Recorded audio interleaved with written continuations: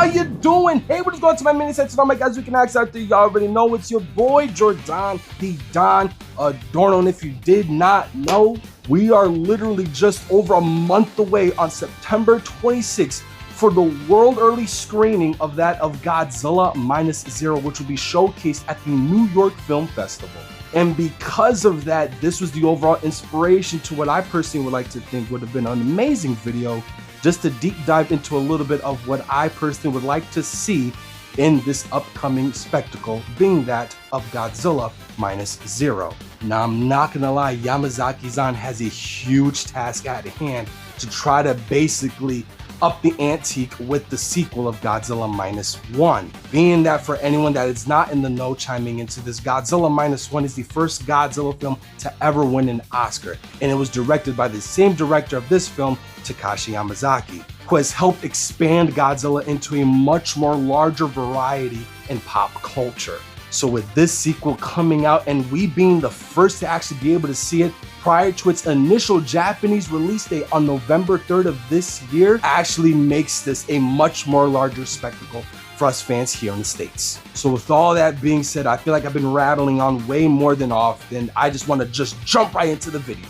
Now, for starters, one thing that I would like to bring up that I personally would like to see is the enhanced character development between our previous protagonist from Minus One developed here in Godzilla Minus Zero. And by enhancement, one thing that I would like to personally see is Yamazaki actually officiating both that of Koichi and Noriko, making them into an official couple, which was obviously teased in the previous film in Godzilla Minus One.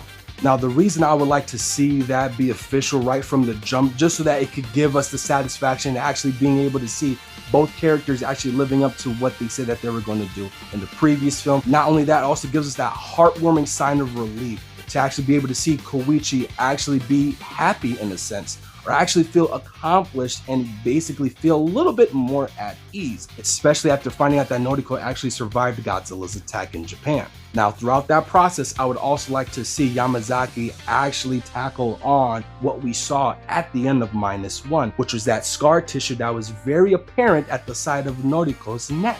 What could that mean for Noriko? I'm not too sure. Is this a sign that Yamazaki-san's probably going to kill off the Noriko character? I am not too sure. Is this going to be another telltale plot to really emphasize in Godzilla Minus Zero of what could potentially be a much more larger threat than Godzilla? I'm hinting specifically at Biollante.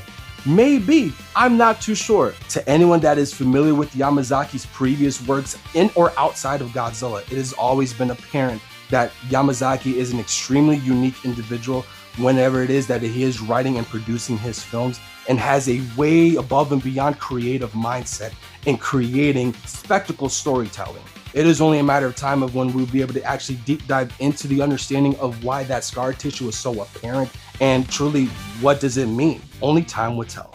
Now, seen in the previous teaser trailers that we have been receiving as of late regarding Minus Zero, one of the returning cast members that we've seen has a huge pivotal point of this movie, what seems to be, is none other than Professor Kenji Noda. Now, if that is going to be the case, going based off of that one particular scene where Koichi would actually deck Kenji across the face, blaming him for what seems to be a huge mistake in his hand, I would like for him to actually turn into some type of Dr. Shirazawa, just enraged and fueled up with his screw up, trying to, what I'm assuming is his second attempt to stop Godzilla, and that is to continue to throw at him any type of nuclear weaponry, which obviously had helped and enhanced Godzilla in size and power.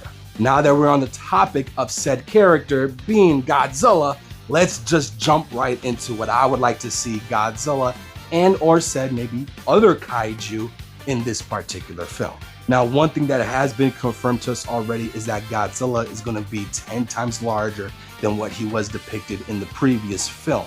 I've always said this, that bigger is better. You can't be a fan of Godzilla and not want anything large, if not in your collection, but in anything regarding Godzilla. So with that being said, one thing I would also like to see that we kind of got to see a little bit in Godzilla Minus One is a new potential ability. Now you're probably asking yourselves, well, what did we see that was new in Godzilla, specifically in -1? Well, with Godzilla protruding his dorsal plates out and constricting it back into his body to initiate his atomic breath, that is what I would consider to be a new feat, or maybe even a new ability, whatever you prefer to call it, all right? Nonetheless, I would like to see Godzilla do something spectacularly new and unique, and overall something that just really gives off the presence of how much of a menace Godzilla can truly be. Now, with that being said, what more of a reason would Godzilla go above and beyond to not only look the way that he does, but could also potentially have a new ability just to use it on mankind? I feel like all that's out the window. It needs to be used for another freaking kaiju. So now the question remains, if Godzilla is going to be going toe-to-toe with another kaiju in the other corner, who could it potentially be? Could it be a returning Toho kaiju? Could it be a new and original kaiju made by Takashi Yamazaki and Toho? The monster has to be ground level with Godzilla. And by that, I'm talking about it has to be some type of an earth-based, just a natural, organic looking kaiju. And what better kaiju that would be able to showcase those specific feats than that of Anguirus, Rodan, and heck, I'll even throw in there Mothra, maybe Varan, I don't know, all right? But they have to be organic to that level. Now, that's just a personal want that I would like to see.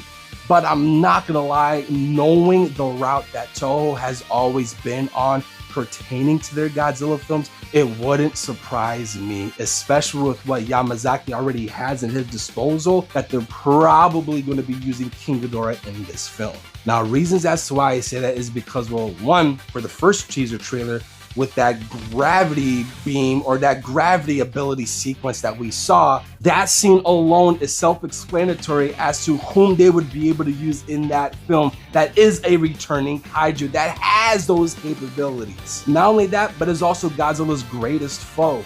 But also, to go back to what I said prior hand before revealing King Ghidorah, with what Yamazaki already has in the palm of his hands and to his disposal, he has already made his own interpretation of King Ghidorah. And that was officiated throughout his first official Godzilla project, being specifically Godzilla the Ride. And obviously, with Ghidorah being the main antagonist throughout that ride, it is a no-brainer at this point. But overall, I think that wraps up this video, you guys. I really truly do hope that you guys enjoy this video, and just to be able to showcase a little bit of maybe what is to come in the near future for the Realist Goji Fan YouTube channel. I actually do have plans on reviewing the Godzilla Crumble Zone.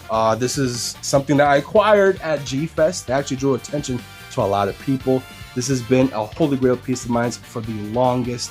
So yeah, stay tuned for a figure review regarding that, alongside this specific figure review that I have not found anywhere. So I purchased this specific statue. I wouldn't consider it a figure. This is a resin statue of an IP that everyone that knows me knows that I'm a huge fan of, and I believe it has yet to be discussed here at the Realist Goji Fan YouTube channel. And that IP is none other than Digimon. Now, everyone that also knows me personally knows that one of my personal favorite regarding like the main IPs or the main characters of Digimon, my personal favorite will and will always forever be that of Agumon, Greymon, just anything of that lineage revolving around that specific character. Now, outside of that category, one of my favorite Digimons of all time, outside, yet again, the main protagonists have been none other than Dark Tyrannomon, which, if you guys do not know, and I've said this multiple of times, was inspired by our beloved King of the Monsters and that of Godzilla. So I would like to review this resin statue that I acquired a few years back of the Han Studios Dark Tyrannomon resin statue.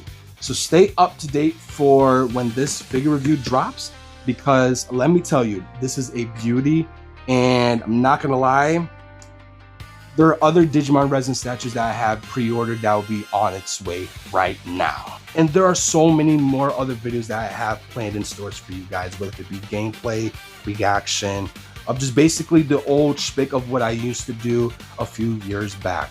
And I also have a few new ones coming your way that was never introduced into the Realist Goji Fan YouTube channel that I would like to just share with you guys. But with all that being said, you guys, again, that wraps up my video of what I personally want to see in Godzilla Minus Zero. In the meantime, make sure you guys leave a like, comment, and subscribe. But most importantly, you guys, see you guys very, very soon.